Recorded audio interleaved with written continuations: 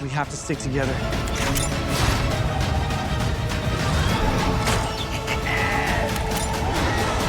You're slipping!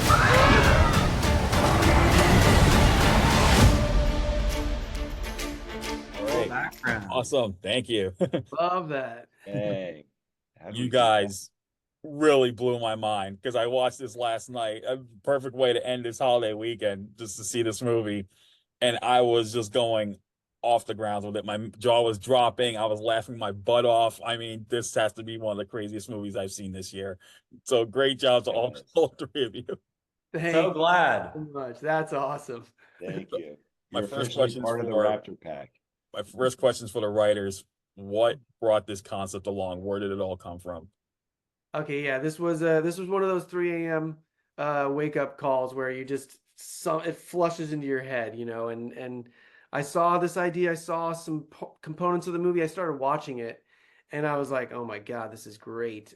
During COVID, to come up with a creature feature with absolutely no creature so that we don't have to spend any money on visual effects is a great way for us to get together and make a movie. And when the idea came in, Mike Hermosa calls me that morning and says, "Hey, I want to get the guys together. I want to work. I've always wanted to work with you. Like, let's come together and make a movie and figure this out." And he was about to pitch me some ideas, and I said, "Wait. Before you pitch me anything, this just came to me last night.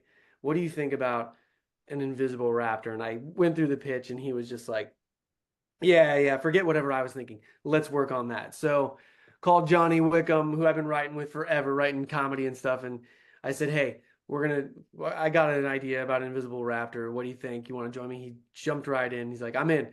So there we go. We were off to the races and just having a blast ever since. That's awesome. That's crazy. And aside from Mike playing Grant, which was phenomenal, because I like you were the more serious minded guy. Even like you barely had any comic bones in there. Maybe a few bits They're in there, straight. but it was all like you being the more serious one out of everyone. But you and David had such phenomenal chemistry as his buddy team. And oh my God, he was just too funny in this movie. How did you get him involved in, well, you know, what was that like working with him as this really comedic half of the duo?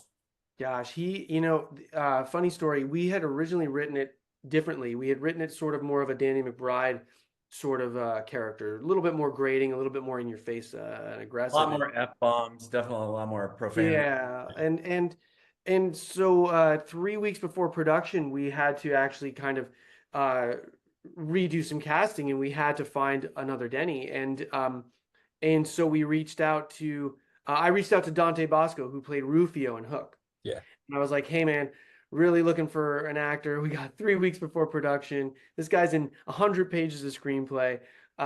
Who comes to mind?" And he literally goes, "This guy named David Shackelford, who I was in acting class with 15 years ago." And he goes, "He comes to mind for this character." And we get on the phone with Dave. He offers to do a tape, and he does this brilliant audition. And what he brought to it was this childlike innocence and so much heart, because the guy in real life is the sweetest human being you'll ever meet. He brought a sweetness to the character that was not originally on the page, and like was the absolute right move. I mean, it's Those heartstrings we needed, you know, Yeah. just hit the right chord. Yeah, he played it like a 10-year-old, but with heart, and he was brilliant. And we couldn't have. He was the guy. He was meant to play Denny. We just didn't know it. Yeah, I think the scene that really did it for me was when you guys go to Elliot's house and he sees the dog's collar, and that's when he just starts stomping on the raptor crap. I mean, that was I think right then and there, like, oh man, this guy's gonna be funny. Like he just the way everything.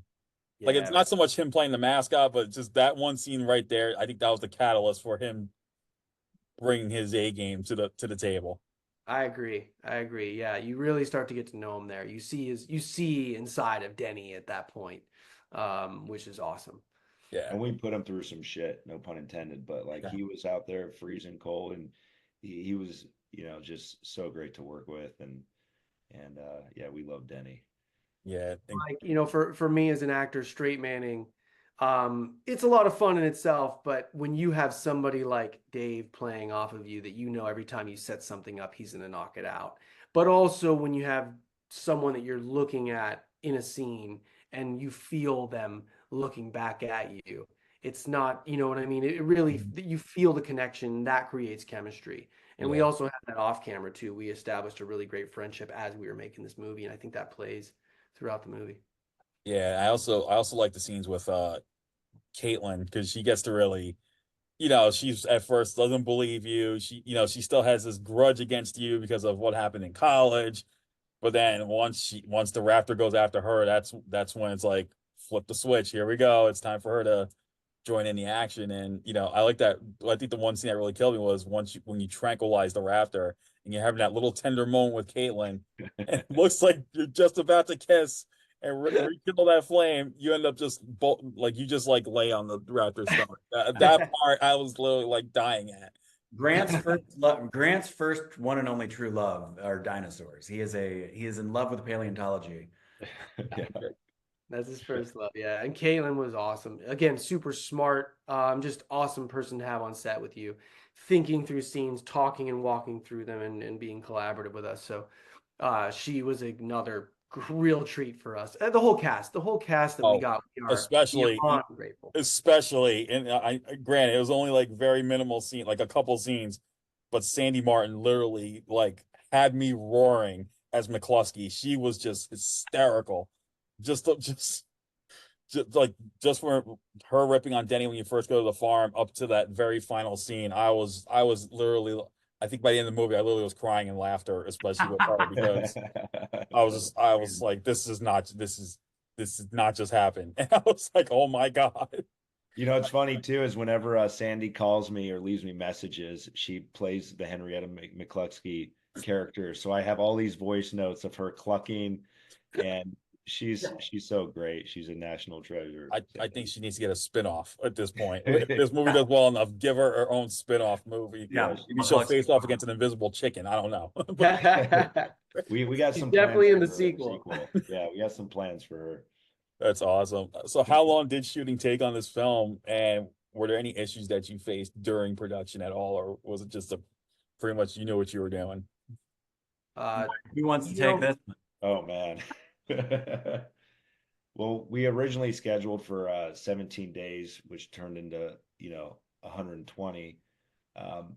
But no, it just ended with us four out in Solvang with a camera, pretty much how it began. So it was this very beautiful, poetic way to end Raptor. And like every film, we had a lot of issues day one.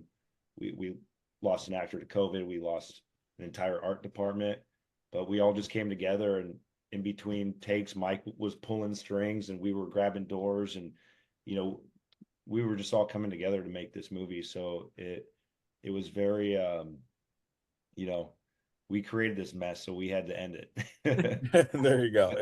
And I gotta say, kudos also has to go out to a legend in Steve Johnson, because I followed that guy's works for so many years. I still remember when I was like 11 years old and I used to watch the Horror Hall of Fame, and he was giving tutorials on how to do like doing special effects with just household products. And I thought that was the coolest thing ever. And the fact I saw his name on the doing the special effects here, that was just mind blowing. What was it like working with Steve on this film? That guy is everything you think he would be. When you have a book about special effects called Sex, Drugs, and Special Effects, I think you know what you're getting with Steve. And he's so fun. He's funny. He's fun. He's just a ball of energy. And what we were most stoked about was Steve told us that he hasn't had this much fun working on a film since, I think he said, Ghostbusters or something. And he said, this is really bringing out the kid in me. And you saw it. You saw him light up. I think he maybe kind of had a little bit of burnout in certain instances. And he said this is his favorite thing he's worked on and in some time. So Oh wow. we could not be more excited. And when he read the script, it was really funny. He told us that he signed on script alone. As soon as he read the script, he's like, I'm in. This is the funniest thing I've ever read.